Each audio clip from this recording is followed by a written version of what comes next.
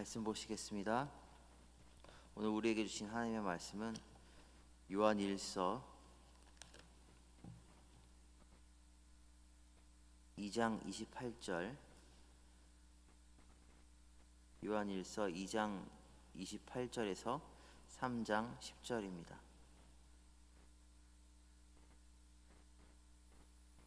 요한일서 2장 28절에서 3장 10절 말씀입니다. 교독하시고 마지막 한 절 함께 읽겠습니다. 보라, 아버지께서 어떠한 사랑을 우리에게 베푸사 하나님의 자녀라 일컬음을 28절부터입니다. 자녀들아, 이제 그의 안에 거하라. 이는 주께서 나타내신 바 되면 그가 강림하실 때에 우리로 담대함을 얻어 그 앞에서 부끄럽지 않게 하려 함이라.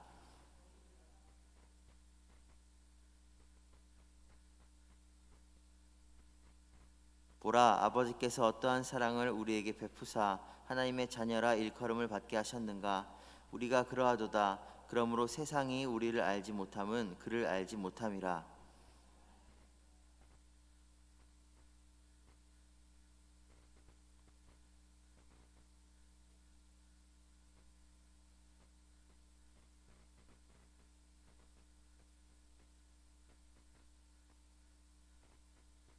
주를 향하여 이 소망을 가진 자마다 그의 깨끗하심과 같이 자기를 깨끗하게 하느니라.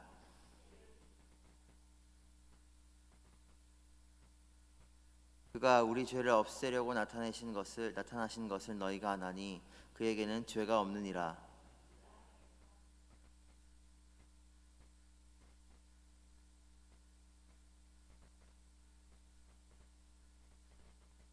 자녀들아, 아무도 너희를 미혹하지 못하게 하라. 의를 행하는 자는 그의 의로우심과 같이 의롭고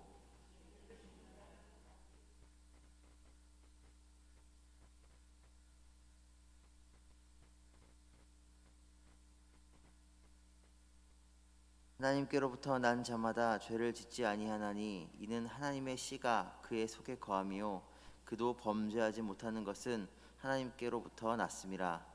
이러므로 하나님의 자녀들과 마귀의 자녀들이 드러나나니 무릇 의를 행하지 아니하는 자나 또 그 형제를 사랑하지 아니하는 자는 하나님께 속하지 아니하니라. 아멘.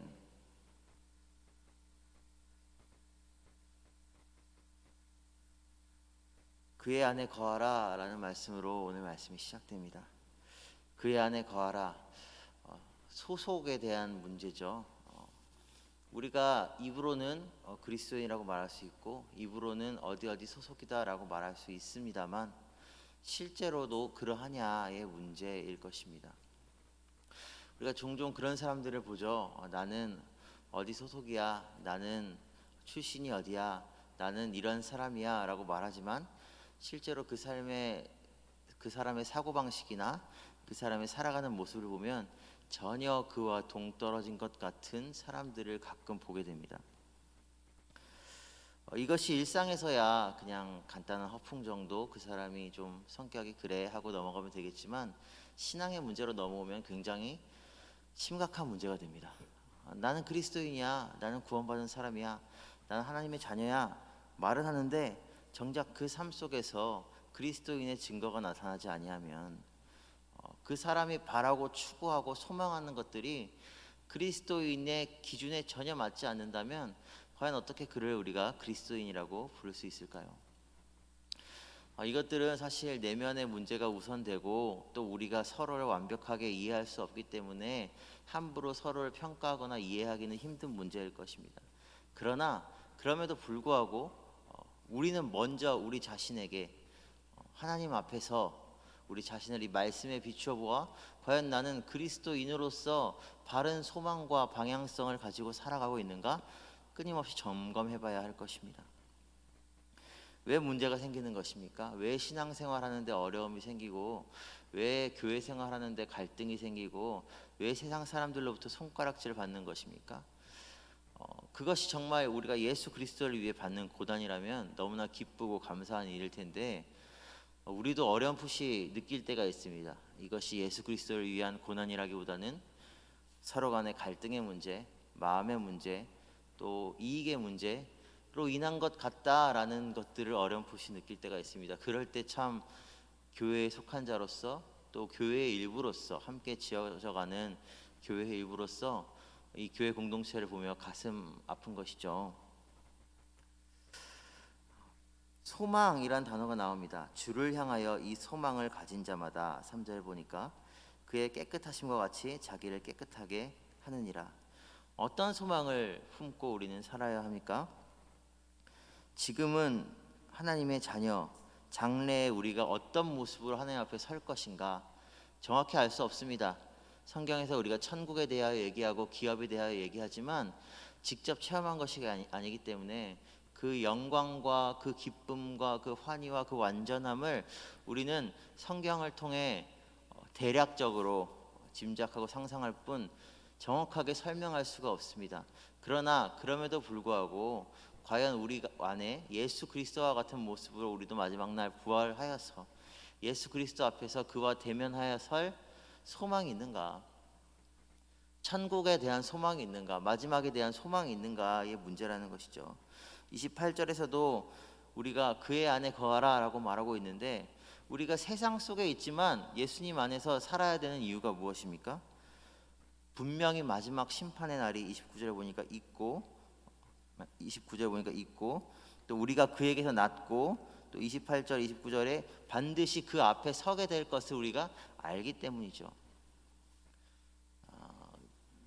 우리가 종종 그 독립에 대한 이야기를 가지고 이 마지막 날을 얘기할 때가 있습니다.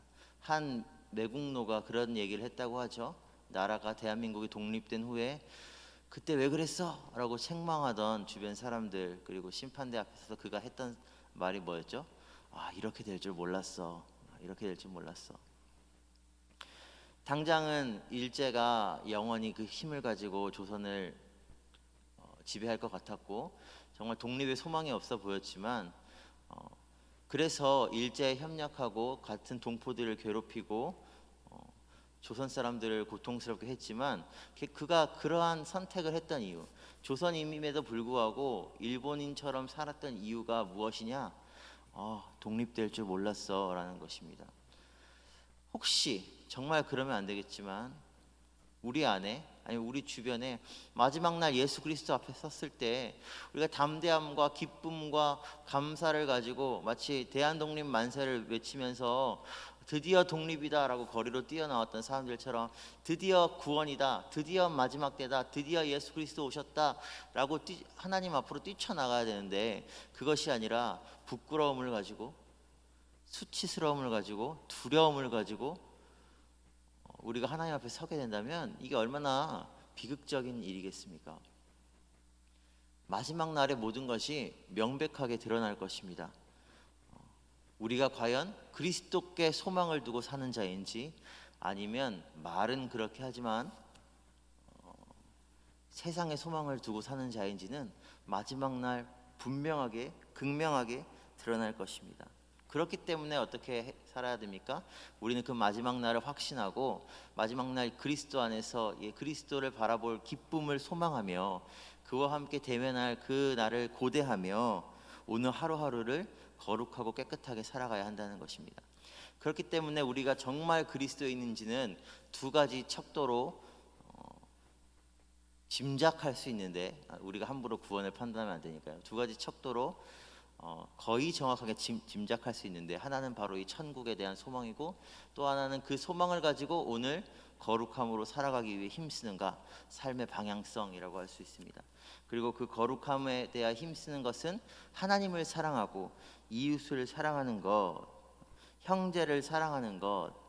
하나님을 사랑한다 함은 10절에 말한 대로 의로운 일들을 우리가 하나님을 위하여 행하는 것, 그리고 이웃을 사랑한다는 것, 형제를 사랑한다는 것, 이 두 가지로 나타난다는 것이죠. 우리의 삶을 잘 점검해 봐야 됩니다. 우리가 너무 많은 것들로 인해서 너무 많은 곁다리, 너무 많은 곁가지에 집중한 나머지 가장 중요한 것들을 제쳐놓고 살 때가 있는 것 같습니다. 가장 중요한 것은 우리가 하나님께 구원받은, 하나님께 사랑받은 자들이라는 그 사실이고, 마지막 날은 반드시 온다는 사실이고, 그 사랑을 기억하며 과연 나는 오늘 어떻게 그리스도를 위하여 살 것인가 라는 그 방향성이라는 것입니다. 그런데 너무 많은 경우에 우리는 그 마지막 날에 대한 소망을 잊어버리고, 기쁨과 감격을 잊어버리고, 또 마지막 날에 대한 그 심판에 대한 경외와 두려움을 잊어버리고, 그저 내가 과거에 또 오늘 구원받았다는 그 기억 하나만을 가지고 오늘 어떻게 살지에 대해서 생각하지 않은 채 오늘 하루를 세상 사람들과 다를 바 없이 살아갈 때가 있다라는 것이죠. 7절은 반복해서 얘기합니다. 자녀들아, 아무도 너희를 미혹하지 못하게 해라. 왜 그렇습니까? 우리가 미혹당하면 우리가 하나님의 자녀임에도 불구하고 의를 행하기보다 앞서 말씀드린 대로 세상의 불의를 쫓을 수가 있다라는 것입니다. 그리고 그래도 괜찮아, 그럴 수 있지 뭐 라고 자기 합리화하게 된다는 것입니다. 그런데 그렇지 않다는 것입니다. 정말 마지막 날에 소망이 있는 자라면, 하나님의 자녀라면, 정말 그리스도께 소망을 둔 하나님의 백성이라면 세상 것에 소망 두지 말고 하나님이 기뻐하시는 일에 힘써라. 하나님 사랑하기에 힘써라. 하나님 편에 서서 살아가라. 너의 삶의 모습을 정확하게 옮겨라. 하나님의 것으로 라는 것이죠. 프로야구를 혹시 보시는지요? 아니면 프로축구도 괜찮습니다. FA가 성사되고 유망주가 팀과 팀을 오가죠. 이전에 아무리 특정 팀을 언급해서 죄송합니다만 롯데 자이언츠 이런 팀에 소속된 선수라고 할지라도, 그곳에서 아무리 잘 나왔던 선수라고 할지라도 일단 소속을 옮기고 계약하고 대중 앞에서 그것을 선포하게 되면 그는 더 이상 롯데의 팀이 아닙니다. 롯데를 위해 광고를 해서도 안 되고, 롯데를 위해 경기에 나가서도 안 되고, 사적인 자리에서 롯데에 대한 언급을 자주 하는 것도 바람직하지 않습니다. 그는 새로운 팀을 위하여 헌신하는 것입니다. 새로운 팀과의 계약에 묶여서 새로운 팀에서 생활하고, 새로운 팀메이트, 새로운 팀 스피릿, 새로운 팀의 생활 양식, 새로운 팀의 목표를 위해서 일세 그 시간들을 헌신하는 것입니다. 인간의 스포츠도 이럴진데, 우리 영혼의 문제에 있어서 우리의 소속이 과연 어디인가? 우리가 정말 구원받은 자로서 이 세상에서 하나님께로, 하나님 나라로 우리의 소속이 옮겨졌다면 우리는 과연 어떻게 살아야 할 것인가? 끊임없이 고민해봐야 할 것입니다. 끊임없이 점검해봐야 할 것입니다. 아직도 우리는 이전 팀에 대한 그 멸망의 세상에 대한 그리움을 가지고 살아가는 것 같습니다. 어쩌면 우리는 여전히 그리스도의 자녀라고 하지만 그 마지막 날 그리스도 앞에 될 소망에 대한 확신이 부족한 것은 아닙니까?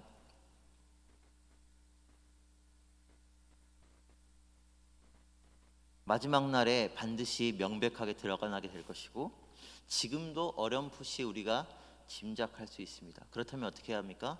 돌이켜야죠. 끊임없이 돌이켜야 됩니다. 끊임없이 말씀 앞에 자신을 비추어 보여야 하고, 끊임없이 말씀으로 우리를 깨끗하게 하고 말씀에 순종함으로써 하나님 백성다운 삶을 살아야 하는 것입니다. 제가 몇 번 말씀드린 적이 있는 것 같아요. 제가 가평에 살았어요. 그래서 그 동네는 잣이 아주 유명한데요. 잣방울이 이렇게 커다랗게 있죠. 혹시 잣 드셔보셨죠? 그 노랗게 하얀 그 고소한 신선로라고도 하는 그 과일이요. 굉장히 비싼 과일입니다. 솔방울에 여러 잣 알들이 또 있습니다. 솔방울 깨면 나무 껍질 같은 거에 쌓인 잣이 있습니다. 그것을 또 도정합니다. 그러면 우리가 먹는 잣이 나옵니다. 하루는 아버지와 같이 길을 가다가 잣나무가 쓰러져 있는 거예요. 그 동네 주민이 목사님 잣 좀 가져가세요 해서 저희가 신나서 비싼 거니까 한 바가지 들고 왔습니다. 열심히 잣방울 깝니다. 그리고 그 잣 알갱이를 수북하게 모았습니다. 우와, 이게 얼마야? 잣 비싸거든요. 500g에 막 5만 원씩 합니다. 근데 이렇게 수북하니까 얼마나 기분이 좋았겠어요. 와, 이게 얼마야? 몸에도 좋고 이거 맛있겠다 이러고 있는데, 지나가던 권사님이 목사님 뭐 하세요? 그러시던 거예요. 누가 이거 주셨어요? 좀 드릴까요? 그러니까 권사님 하시는 말씀이, 목사님 그거 다 못 먹어요 이러시는 거예요. 왜 그럴까요? 물에 부어보세요. 이런 물에 부어보세요. 물에 부었습니다. 어떻게 됐을까요? 이만한 그 잣 열매 중에 요만큼 가라앉고 나머지는 물에 다 둥둥둥 뜨더라고요. 뭘까요? 빈 거죠. 빈 거죠. 겉보기에는 다 신앙인 같습니다. 겉보기에는 다 구원받은 하나님의 자녀 같습니다. 그런데 물을 부어보면, 고난의 때를 지나면, 마지막 심판 앞에 서면 그것이 진짜인지 가짜인지가 명백하게 드러나게 될 것입니다. 같은 나무에서 자랐습니다. 같은 솔방울에서 땄어요. 모양도 잣 그대로입니다. 근데 까보니까 비어있다.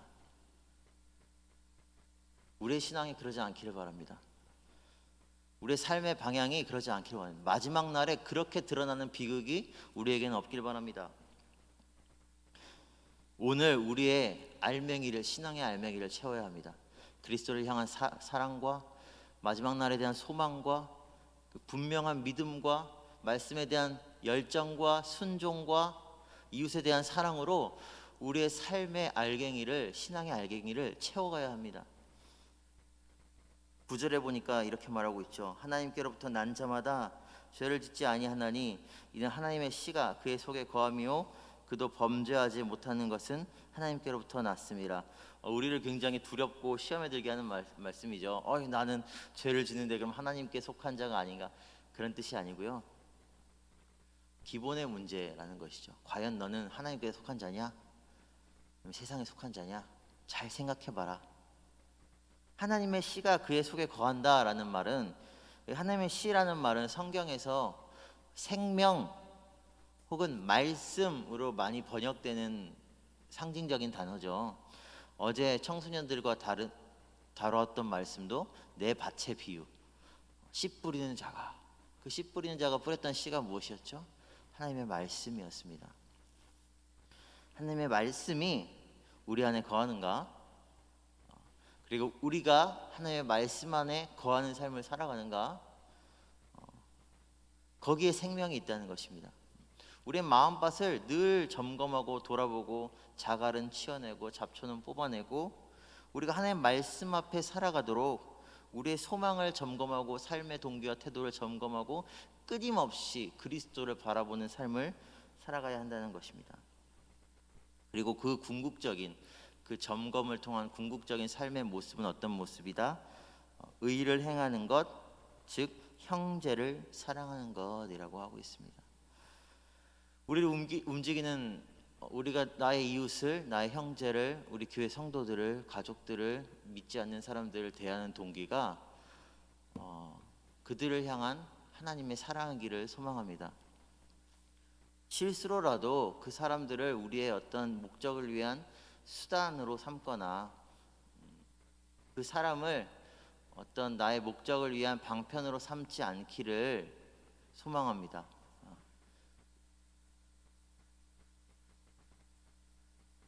보라, 아버지께서 어떠한 사랑을 우리에게 베푸사. 그 사랑을 우리가 기억하고 살면 의를 행하게 되어 있습니다. 하나님 뜻대로 살아가게 되어 있습니다. 그러면 세상에 우리를 알지 못한다고 해도 크게 개의치 않습니다. 내 소속은 하나님 나라인데요. 다른 팀에서, 다른 나라, 저 멸망의 나라에서 나를 향해서 뭐라고 중상모략하고 SNS에 댓글을 달아도 나는 하나님 나라 소속인데요. 나의 팀에서 나를 지지하고 나의 팀 스피릿으로 나를 무장하고 나의 팀이 원하는 바를 위해 살아가지, 난 이 팀에 속해 있는데 저 팀이 요구하는 것을 할 이유가 없잖아요. 또 롯데 소속이 아닌데 그 팀에서 자꾸 나에게 뭐라고 요구하고 전화하고 유혹한다고 해서 나는 SK 유니폼을 입고 있는데 그 팀에 가서 뛰어줄 이유가 없단 말입니다. 하나님께 소망을 두고 살아가는 또 우리 모두가 되길 원하고 오늘 하루가 되길 원합니다. 그 일을 위해서 우리가 작은 캠페인들을 시도하고 있습니다. 말씀 쓰기 캠페인도 시작했고요. 필사 성경도 매일 기도를 위한 기도 키트도 준비했습니다. 교역자들과 또 사모님들과 또 여러분들이 수고하셔서 열심히 준비했습니다. 보시기에 예쁘잖아요. 1년 내내 갔으면 좋겠지만 그것들 정말 작은 거라고 생각할 수 있지만 우리가 교회가 공동체가 말씀과 기도로 우리의 생각의 마음밭을 갈아엎는 그런 시간들을 그 일을 통해 가셨으면 좋겠고요. 또 우리가 그것을 같이 하니까 같이 같은 방향을 통해서 나아갔으면 좋겠습니다. 우리가 다 같은 하나님 나라 백성들이지만 특별히 또 지역 교회에 함께 소속된 사람들로서 함께 자라나고 함께 행복하고 함께 사랑을 행하고 함께 의를 행하고 서로를 격려하고 지지하는 공동체 되기를 소망합니다. 기도하겠습니다. 하나님 아버지 감사합니다. 아버지, 우리가 마치 영적 기억 상실증에 걸린 것처럼 우리를 향한 그 하나님의 사랑을 잊어버리고 어디로 가야 할지 알지 못한 채 미래에 대한 소망도 가지지 못한 채 하루하루를 살아가고 있지 않는지 돌아보고 회개합니다. 하나님, 구원받았다고 말하면서도 여전히 세상에 속해 살아가는 자들이 아니라 구원의 은혜로 인하여서 우리를 향한 그 하나님의 사랑으로 인하여서 그럼 마지막 날 그리스도 앞에 설 그 소망으로 인하여서 오늘 하루를 거룩하고 정결하게 살아가는 우리들 되게 도와주시옵소서. 주님, 미혹당하지 아니하게 하시고 내 이웃을 사랑하고 정말 세상의 소리, 세상의 비판, 세상의 판단에 귀 기울이는 자들이 아니라 하나님 바라보고 하나님 뜻대로 살아가는 우리들 되게 도와주시옵소서. 감사드리며 우리 주 예수 그리스도 이름으로 기도드렸습니다. 아멘.